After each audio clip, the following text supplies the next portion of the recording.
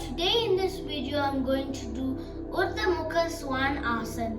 It is also known as the upward facing dog. The benefit for this asana is that it helps you strengthen your shoulders, your back and your thigh muscles. Let's start this yoga. Lay down on your yoga mat.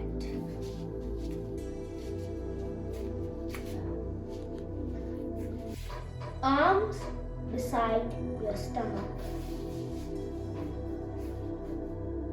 not underneath your shoulders, because that is required in Bhujang Asana.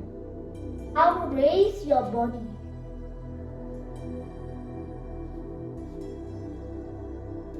Look upwards. Stay in this position for some time. Inhale. Now slowly bring down your body. Exhale and relax.